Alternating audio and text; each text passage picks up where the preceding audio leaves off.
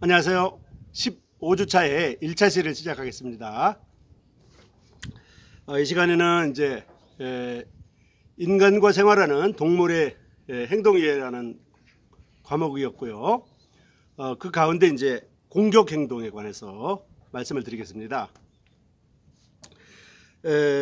동물의 공격 행동 패턴에는 세 가지가 있어요. 그냥 단순하게 지금 공격한다, 나는 방어해야 된다, 무섭다,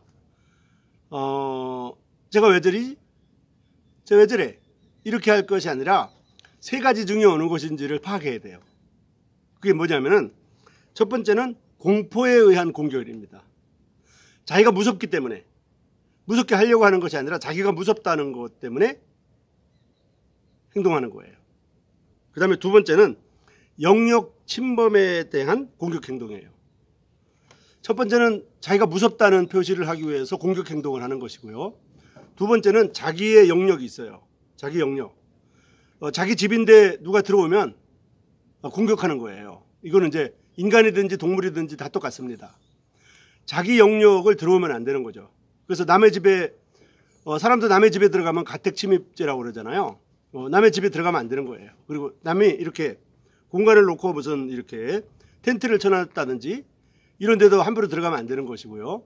이게 이제 자기 영역을 침범하는 데 대한 공격 행동이에요. 두 번째. 그 다음에 세 번째는 뭐냐면 먹이 침범에 의한 공격입니다. 자기가 먹고 있는 먹이를 누가 못 먹게 하거나 먹는 것에 대해서 방해할 때, 이럴 때 공격 행동을 하게 됩니다. 그래서 동물이 공격 행동이 나올 때 세 가지 중에 어느 건지를 파악해 가지고 여기에 대처해야 되는 거죠. 그래서 첫 번째는 자기가 무섭기 때문에 공포에 의한 공격 행동일 때는 무섭지 않다는 것을 알려줘야 되는 거죠. 그 다음에 이제 영역 침범에 대한 공격 행동일 때는 그 동물의 그 영역을 들어가지 않도록, 침범하지 않도록 도와드려야 되고 배려해 줘야 됩니다. 그리고 세 번째는 이제 먹이에 대한, 먹이 침범에 의한 공격 행동은 이제 뭘 먹을 때는 건들면 안 되는 거예요. 사람도 먹을 때는 건들면 안 되듯이 동물도 이렇게 먹을 때는 건들면 안 됩니다. 먹을 때 건들면 공격하게 되거든요. 그래서 이제 이 동물의 공격 행동이 세 가지 패턴이 있다는 거 말씀드렸습니다. 그래서 이제 공포에 의한 공격 행동을 조금 말씀드리면, 낯선 사람들이 접근하거나, 낯선 사람들, 아예 모르는 사람들이 접근하거나, 아니면 아이들이 접근할 때, 아이들은 두려움이 없잖아요. 그냥 아이들은 동물이든지 뭐든지 그냥 확 들어가요. 그러면 이제 아이들이 들어갈 때는 동물에는 이제 아이인지 어린이인지 모르니까 아이가 갑자기 자기는 무섭지 않으니까 동물한테 확 들어올 때도 아이가 들어오는데도 자기를 공격하는 줄 아는 거죠, 동물은. 그러니까 아이들이 들어갈 때, 아니면 이제 주인이 아닌 낯선 사람이 자기한테 다가올 때 공격 행동으로 받아들입니다. 그래서 이 무서워하는 거죠. 그래서 무서워가지고 공격 행동을 한다. 그러니까 낯선 사람이나 또는 아이들이 들어올 때 공포에 의한 공격 행동이 나타난다는 거. 그 다음에 이제 이거는 무슨 뜻이냐면 자기 스스로 궁지에 빠져 있는 걸로 판단하는 거죠. 궁지에 빠져 있는 것으로 오인하여 공격에 나서는 경우라고 볼 수가 있습니다. 자, 두 번째는 영역 침범에 의한 공격 행동은, 영역 침범에 의한 공격 행동은 특별히 이런 겁니다. 이제 이 특별히 반려견들이 소파나 말이죠. 소파나 침대에서 앉아 있잖아요. 소파나 침대에 앉아 있는데 가만히 앉아가지고 쉬고 있는데 말이죠. 어떤 사람이 와가지고 툭 건드려. 그러면 이제 공격하는 거예요. 거기는 자기 집이거든요. 동물에게는 그 침대나 소파가 자기 집이거든요. 그러니까 자기 영역을 공격한다 이래가지고 공격하는 거예요. 알았죠? 소파나 침대에 함부로 소파나 침대에 앉아있는 동물을 귀엽다고 만지거나 말이죠. 이렇게 건들 때 그거는 자기 영역에 대한 침범이기 때문에 거기 이렇게 하면 안 됩니다. 알았죠? 그 다음에 이제 이렇게 될 때 어떻게 하냐면 으르렁거리거나 공격하는 행동을 보인다는 거죠. 자, 세 번째는 먹이 먹을 때, 먹이 침범에 의한 공격 행동은 어떤 경우냐면 먹이를 집착하고 다른 사람들이 가까이 오는 것을 허용하지 않는 거예요. 사람도 마찬가지입니다. 사람도 밥 먹을 때 누가 와서 이렇게 모르는 사람이 특별히 와서 이렇게 밥 먹고 있는데 뭘 말 시키고 이러면은 경계하잖아요. 이 사람 왜 그러지? 뭐 이런 거죠. 그런 것처럼 동물들도 지금 뭘 먹고 있는데, 사료를 먹고 있는데 사람들이 접근하면, 특별히 다른 사람들이 접근하면 허용하지 않습니다. 이래가지고 그 행동을 바로잡지 않으면, 이제 그만두지 않으면 타인을 공격하는 성향으로 발전하거나, 또 이제 자기 먹이를 먹고 있는데 다른 동물이 와도 마찬가지예요. 자기가 지금 먹이를 먹고 있어요. 뜯어 먹고 있는데 다른 동물이 오면 그 뺏어 먹는 줄 알고 공격해 버리는 거예요. 이렇게 해가지고 이제 공포에 의한 공격 행동, 그다음에 이제 영역 침범에 의한 공격 행동, 그다음에 먹이 침범에 의한 공격 행동을 살펴봤습니다. 이렇게 동물의 공격 패턴은 그 동물의 주 품종이라든지 동물의 성향이라든지 이런 데 따라 다르게 나타날 수가 있습니다. 중요한 것은 그 동물이 침입자들에 대한 경고를 하고 있다는 거, 그리고 그 위협을 받는 단계에서 이것을 그만둬야지, 그냥 계속 그 위협을 받고 있는데 계속하면 정말 물 수도 있고 이렇게 이제 공격받을 수도 있다는 것을 알 필요가 있습니다. 그 다음에 이제 친화 행동을 살펴보겠습니다. 친화 행동은 개와 늑대일 경우에 이제 똑같은데요. 보통 이 동물이 사주령, 특별히 개는 사주령 정도 되면 사회화 운동이라고 하거든요. 사주령 정도 되면, 사주령이 아니고 사주차, 이제 주령 아니에요. 사주차. 주령이란 말은 이제 그 보통 새 또는 이제 닭에서 이제 주령이라고 보통 하는데, 이거는 이제 주령이 아니고 주차입니다. 사주차. 개와 늑대는 보통 사주차에 접어들 때 듣고, 그 다음에 냄새 맡는 능력이 개발됩니다. 듣고 냄새 맡는 능력이 개발된다는 것은 뭔가 소통하는 방법이 생긴 거죠. 듣고 냄새 맡는 거, 소통하는 방법이 생겼고, 이제 사회적인 활동을 하기 시작한다, 이렇게 볼 수가 있습니다. 그래서 개들은 사주가 되면 주변의 탐색을 시작해요. 이래가지고 사회화를 위한 시기로 새로운 대상에게 접근하고 탐구하고 천천히 영역을 넓혀갑니다. 이럴 때 이제 견주, 그 개의 주인, 동물의 주인과 그 반려견 사이에 어떤 이제 사회화가 일어나야 되고, 이제 소통해야 되고 친하게 지내야 되는 거죠. 이렇게 해가지고 사람과의 친해를 위해서 지속적으로 접촉하면서 반려동물과의 교감을 지도해야 됩니다. 자, 반려견이 서로 마주하게 되면 공격을 유발할 수도 있기 때문에 이제 서로 이렇게 냄새를 아는 게 중요해요. 그러니까 냄새를 맡도록 이렇게 손을 허용한다든지, 또 이렇게 이제 자꾸 이 스킨십을 한다든지 이런 게 필요하겠죠. 그래서 경계심이 많거나 친화력이 없는 경우에는 이 동물들은 어떻게 하냐면, 경계심이 많거나 친화력이 없는 경우는 소변 냄새를 묻혀가지고 그 동물의 소변 냄새를 묻혀가지고 이제 사람 손에다가 한다든지, 어떤 그 다른 동물에다가 그 해당 동물의 소변을 묻혀서 다른 동물에 묻히면 이제 금방 친해져요. 이제 그 소변을 금방 냄새 맡거든요. 자기 냄새니까요. 친하게 되는 거죠. 그래서 경계심이 많거나 친화력이 없는 경우는 소변의 냄새를 묻혀주면 빠르게 친화적으로 행동이 개선될 수 있다. 이런 거는 그 돼지에서도 마찬가지입니다. 돼지가 이제 그 산자라고 그러는데, 돼지가 생산한 새끼들이 이제 예를 들어서 12마리인데 11마리, 12마리인데 다른 배에서 나온 돼지를 그 12마리 있는 그 돼지한테 가서 키우도록 하려면 그 어미 돼지의 똥을 그 다른 어미 돼지에서 난 새끼에게 이쪽 어미의 똥을 묻혀놓으면 자기 새끼인 줄 알고 젖을 물려요. 이런 게 있거든요. 그 다음에 이제 반려동물과 함께 교감하고 소통하고 이렇게 해가지고 스킨십도 하고요.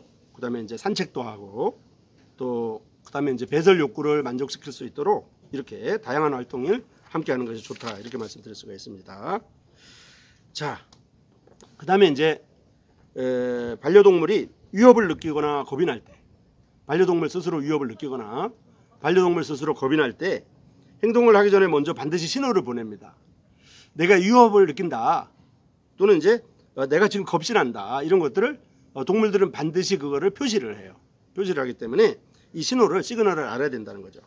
그래서 위협하려고 하는 그 동물은 자신의 의도가 오해되지 않도록 시각, 그 다음에 청각, 그래서 해서 몸의 자세나 얼굴의 표정을 바꾸거나 말이죠. 몸의 자세라든지 얼굴의 표정을 바꿔서 시각에 호소한다든지, 또는 이제 으르릉 이래가지고 청각에 호소한다든지 이렇게 합니다. 그래서 양방향 신호를 상대에게 반드시 전달한다 이렇게 볼 수가 있습니다. 자, 반려동물은 공격적으로 위협할 때는 보통 이제 공격적으로 위협할 때는 자신을 어떻게 하냐면은 몸을 크게 보이려고 이렇게 합니다. 이제 몸을 크게 보이려고 이렇게 원래 자세가 이러면요 이렇게 크게 보이려고 이렇게 크게 보이려고 이렇게 해요. 이렇게 크게 보이려고 이 어깨를 말이죠 이렇게 한다든지 좀 귀를 이렇게 쫑긋 세운다든지 이렇게 이제 합니다. 이렇게 해가지고 크게 보이려고 한다. 또 방어적이거나 두려울 때는 최대한 자기 자신을 작게 보이려고 합니다. 작게 보이려고 이렇게 해가지고 자기를 작게 보이려고 한다든지 자기 몸을 이렇게 작게 이렇게 낮춘다든지 이렇게 작게 보이려고 합니다. 이런 것들은 이제 뭐냐면 방어적이고 두려울 때 나 무섭다 이런 걸 나타낼 때 아니면 반대로 공격적으로 위협할 때는 조금 자기가 좀 크게 이렇게 보이도록 이렇게 표시한다는 걸 말씀드릴 수 있습니다. 또 위협하기 위해 짖는 소리는 낮고 무거운 소리. 이렇게 이제 낮고 무거운 소리를 내는 것은 지금 공격하려고 하는 것이고요. 그다음에 두려워서 짖는 소리는 대부분 높은 톤으로 이렇게 이제 높은 톤으로 톤이 높으면 무섭다는 뜻이고요. 톤이 낮고 으르렁거리는 소리 같으면 널 지금 공격하려고 한다는 이런 표시라는 거죠. 아셨죠? 자, 사람들은 소통을 하기 전에 사람의 언어를 배우려고 합니다. 그런 것처럼 반려동물도 언어를 배우려고 그래요. 그렇지만 언어가 이제 우리가 말하는 그런 이제 한국어, 중국어, 뭐 일본어 이런 영어 이런 언어가 아니고 그 소통하고자 하는 그런 시그널을 말합니다. 그래서 반려동물과 교감을 하고 그들과 소통하기 위해서는 반려동물의 언어를 배우고 익혀서 그들과 교감을 하는 것이 좋다 이렇게 말씀드릴 수 있습니다. 그 다음에 이제 후각에 의한 커뮤니케이션, 동물의 커뮤니케이션을 이제 분류해서 말씀을 드리면 첫 번째 후각, 그 다음에 청각, 시각 이렇게 있는데요. 먼저 후각을 보겠습니다. 후각은 반려견의 체내에서 풍기는 페로몬 향기가 있어요. 반려견 특유의 냄새 이런 것들이 있는데요. 암컷의 경우에는 발정기를 나타낼 수도 있고요. 수컷의 경우에는 스트레스 상태를 나타낼 수도 있어요. 이래서 이제 자기 냄새를 통해서 어떤 이제 자기 감정을 표현한다 이런 말이고요. 그다음에 냄새를 묻히는 마킹, 자기 냄새를 묻히는 마킹. 보통 이제 오줌을 뿌린다든지 똥을 뿌린다든지 이렇게 하는 것입니다. 똥을 묻힌다든지 이렇게 해가지고 냄새를 묻히는 마킹이 있는데 새로운 장소에 갔을 때 사람들도 그러지 않나요? 사람들도 이제 산에 올라가서 길을 잘 모르면 뭔가 이렇게 나무를 꺼놓는다든지 뭔가 이렇게 뭘 뿌려놓는다든지 이렇게 하잖아요. 동물도 똑같은 거예요. 그죠? 그래 이제 돌아올 때 그걸 보고 이제 찾아오니까 동물도 이제 갔다가 장소를 잘 기억 못하니까 뭔가 자기 오줌을 뿌려놓는다든지 이러면은 자기 똥을 묻혀놓는다든지 이러면은 이제 찾아오기가 좋잖아요. 이런 식으로 하는 겁니다. 그래서 냄새를 묻히는 마킹은 새로운 장소에 갔을 때나 또는 이제 다른 개와 관련된 활동 공간에서 사회적으로 서로의 흔적을 지울 때, 서로의 흔적을 알아볼 때, 또는 서로의 흔적을 이제 잊어버리고 싶다 그랬을 때 이제 다른 냄새를 만들어 놓겠죠. 그러면 이제 그런 경우를 말합니다. 그래서 빈번하게 사용되고 있다 이렇게 말씀드릴 수 있습니다. 그 다음에 청각에 의한 커뮤니케이션은 울부짖기. 울부짖기는 이게 길게 멍 이렇게 이제 계속 짖는 걸 말해요. 계속 짖는 걸. 멍하고 만한 게 아니라 계속 길게 짖는 거. 이것은 이제 울부짖는 것이고 멀리 짖는 거. 이럴 경우에는 주로 집단 행동할 때 그렇고요. 으르렁거리는 경우는 경계하거나 사전의 위협을 위해서 으르렁 이런 거죠. 이런 거 이제 으르렁거리는 경우는 경계하거나 사전의 위협을 위해서. 그다음에 컹컹거리거나 낑낑거리는 경우. 컹컹거리거나 낑낑거리죠. 끙끙 이렇게 이제 낑낑거리거나 끙끙거리는 경우에는 지금 아픈 거예요. 지금 짧게 이렇게 낑낑거리면 컹컹거리면 아픈 거예요. 그때는 이제 알아줘야 되는 거죠. 근데 몸에 통증이 있거나 주인과 헤어질 때 나 싫어, 헤어지기 싫어, 주인님하고 헤어지기 싫어 이럴 때는 이게 길게 소리 내는 것이 아니고 짧게 짧게 소리 냅니다. 그죠? 그래서 낑낑거린다고 보통 하고 컹컹거린다고 하고 이렇게 할 때는 이제 주인과 헤어질 때나 몸에 통증이 있을 때 그렇게 합니다. 그 다음에 청각을 활용한 훈련 방법으로 클리커 트레이닝이 있어요. 이거는 이제 클리커는 그 캐스터네츠 같이 딱딱딱딱 하는 이제 클릭 이렇게 딱딱딱 하는 그걸 가지고 그 소리를 가지고 개를 훈련하는 거죠. 동물을 훈련하는데 이 청각을 활용한 훈련 방법으로 클리커 트레이닝이라고 합니다. 반려동물에게 좋은 기억을 만들어주는 훈련 방법입니다. 그래서 딱딱 소리가 날 때 좋은 거를 기억이 나도록 좋은 걸 준다든지 맛있는 걸 준다든지 선물을 준다든지 이렇게 하는 거죠. 그 다음에 시각에 의한 커뮤니케이션은 가장 주목하여야 할 것은 귀와 꼬리의 움직임입니다. 귀와 꼬리의 움직임. 귀와 꼬리의 움직임입니다.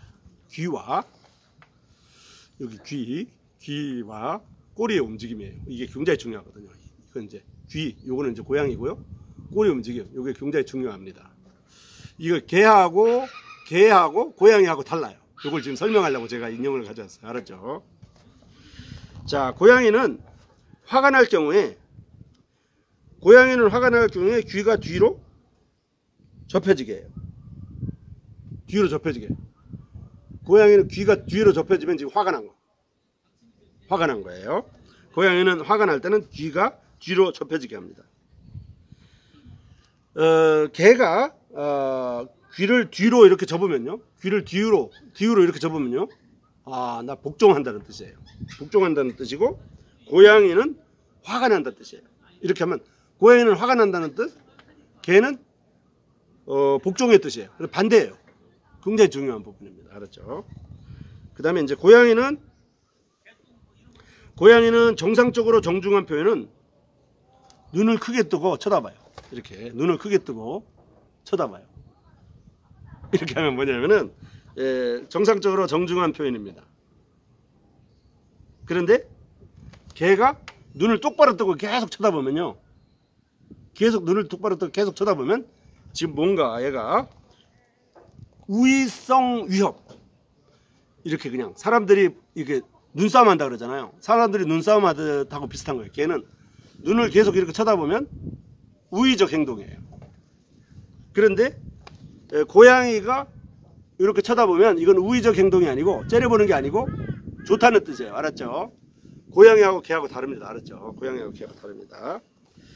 그 다음에 이제 요게 이제 중요한데요. 꼬리가 고양이 꼬리하고 개 꼬리가 달라요. 그래서 고양이에게는 몸 전체적인 신호로 꼬리를 높이 치켜 세운 친근한 인사 행동이 몸 전체적인 신호로 보통 이제 요 설명하기 전에 요걸 알아야 됩니다. 이제 개가 꼬리를 이렇게 흔들면요 기분이 좋은 거고요. 고양이는 꼬리를 흔들면요 기분이 나쁜 거예요. 고양이는 꼬리를 흔들면 기분이 나쁜 겁니다. 알았죠? 개는 꼬리를 흔들면 기분이 좋은 거예요. 자, 그런데 꼬리를 흔들지 않고 고양이가 꼬리를 높이 치켜 들고 세우고 있어요. 이렇게 가만히 서 있으면 이거는 지금 뭔가 친근한 행동. 가만히 있으면 친근한 행동. 살살 움직이면 이게 지금 뭔가 공격 행동. 화가 난 행동이에요. 알았죠?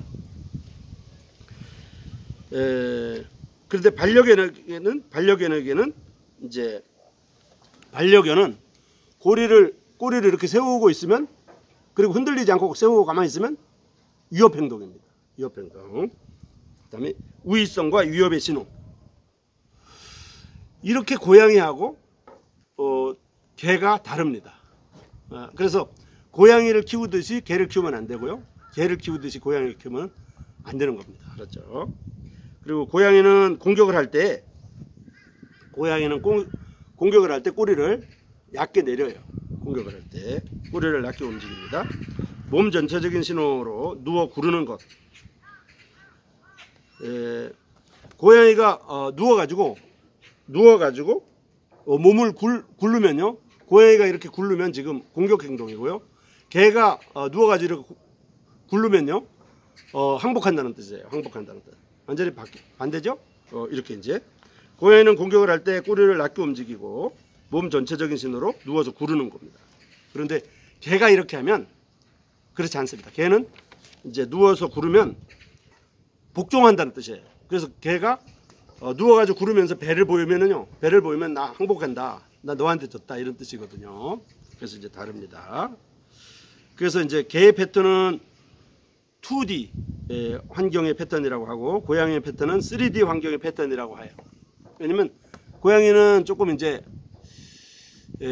솔직하지 않다고 볼 수가 있어요. 솔직하지 않다고. 개는 이제 솔직하고. 물론 이제 그게 사람 입장이죠. 사람 입장에서 보면 개는 감정 표현이 확실하고, 고양이는 감정 표현이 조금 이렇게 좀 잘 알아보지 못하는 이런 게 있어요. 그래서 고양이를 키우는 사람들은 조금 이렇게 특별히 좀 정보가 많이 있어야 돼요. 이제 물론 개도 마찬가지인데요. 그래서 개는 주인이 쳐다볼 때까지 계속 쳐다보고 있거든요. 계속 쳐다보고 있습니다. 집에 나갔다 들어오면 계속 쳐다가지고 계속 이제 쫓아다니는데요. 고양이는 그렇지 않아요. 주인이 들어가는데 고양이 보고 자꾸 눈 맞추자고 그러면요, 고양이가 스트레스 받아요. 스트레스 받고 결석이 생겨요. 결석이 생겨가지고 돌멩이가 생겨가지고 병 생겨요. 알았어요? 그래서 개하고 고양이는 다르다. 이것을 분명히 알아야 됩니다. 자, 그 다음에 이제 현재 우리나라는 지금 이제 원래 우리나라는 지금 이렇게 바뀌었죠. 그죠? 아주 옛날에는 개를 키우면은 이제 집 밖에다가 묶어놓고 이렇게 똥개라고 이렇게 키웠잖아요. 근데 어느 순간부터 이렇게 바깥에 놓고 똥개라고 키울 때는 개를 잡아먹었거든요.